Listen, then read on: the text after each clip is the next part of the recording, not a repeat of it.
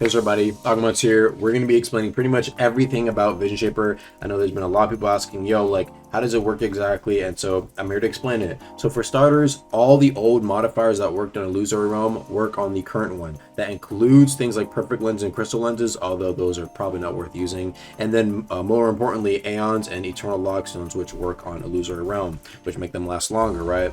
And there's also two sparks that work on it. Unfortunately, there was a third that was cut that I'll also discuss briefly, but let's start off with the base version, right? So as you can see, the base version basically does a Jester Ruse like effect that was from Rogue Lineage, basically onto you and anyone you cast that's near you, right?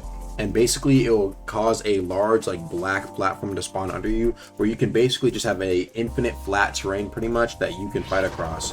If you go too far away from the point that you spawned it in, guess what? You get dragged back. So you have to stay close to the point of origin that you casted the Illusory realm, or else, again, take a look, even you as the caster will get dragged back. Now, there is a spark that changes it, but we're going to get into that in just a second.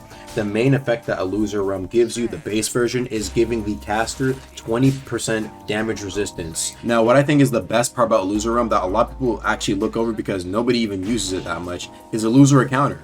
Illusory counter gets buffed in realm. Your clone is supposed to as well, but at the moment your clone is currently bugged and doesn't actually hit the person in realm, and it also falls to the ground, so they'll probably fix that next patch. But Illusory counter is absolutely, like, it's crazy.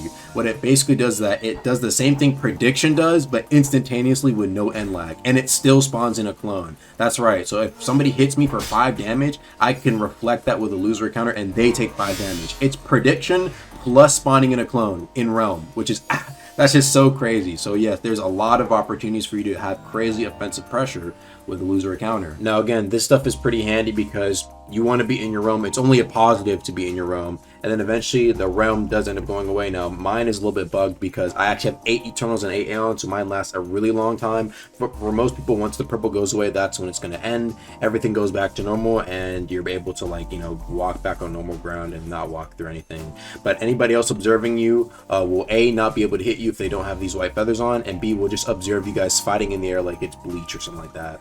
So yeah, that's what the main version of Illusory realm does right now. Now, as you can see, I have the Magnet Spark variant, right? And the Magnet Spark variant actually does something pretty cool. Basically what it does is that anyone who's inside your realm, they basically, you become the magnet, right?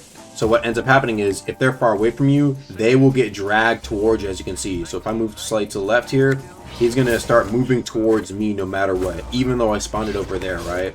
Now, I still get pushed towards the direction of the origin, but if these guys go too far away from me, they will get pushed towards me no matter what. So I'm kind of the origin for them, and for me, the origin is wherever I spawned in Illusory realm. And as you can see, the Freshie's just completely confused on why we're fighting inside the ground, probably, right?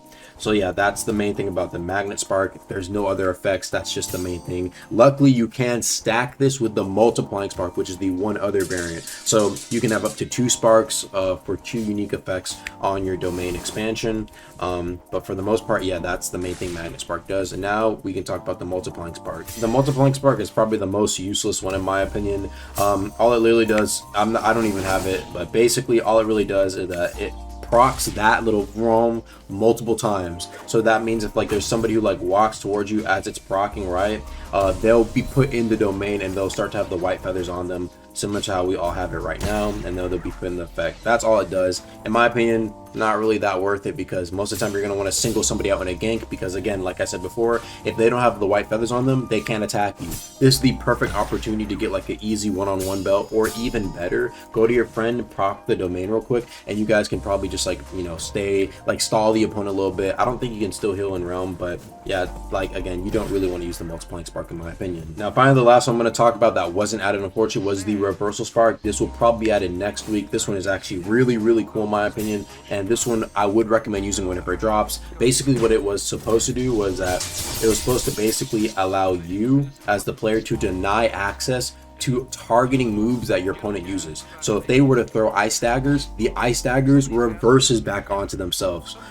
it was supposed to maybe even work with things like Radiant Kick or Judgment, where like they would Judgment themselves, maybe where they Radiant Kick themselves. But for the most part, wherever it has like that little like reticle thing, wherever you like throw the ice daggers, if it has that, it will target on themselves. So again, there's not really too many cases where it's usable, but it's a cool effect nonetheless, and you might as well put it on because you have 2 spark slots for your Illusory realm, and that was basically all the realms that like were getting added or did get added. So we're just gonna go ahead and showcase some gameplay to showcase how useful realm can be, because I think it's actually a pretty good mantra now. I ain't gonna lie, chat, my camera is bugging out, but we gonna go ahead and use our realm here. Nice. Now we got that 20% buff for probably like a good couple minutes. Actually, not a minute, but like for just a good bit.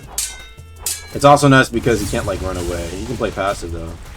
Nice. Got that off. Dude, now, unfortunately, bro, like, look, if we had, like, if it worked, bro, this would be, like, super crazy. So, like, we basically have to sacrifice for now, at least, until they add it back, right? We have to sacrifice our clone. The only thing the clone is good at, though, is, like, confusing our opponent.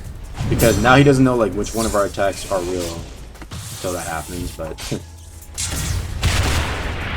Now, this is actually as a result of my domain being a little bit longer than most other people. I get to have, what is it called? I get to have like an extended domain because I managed to get myself an 8 eternal logstone sort of thing. Oh, dude, that's definitely mixing him up a little bit, man. The fake clone is actually kind of, dude, it's actually crazy. It's a little funny because like it's an illusion, right? So like you would think that like the clone would do a little bit more, but no, dude. Like I guess it's just enough that the clone is faking him out a little bit.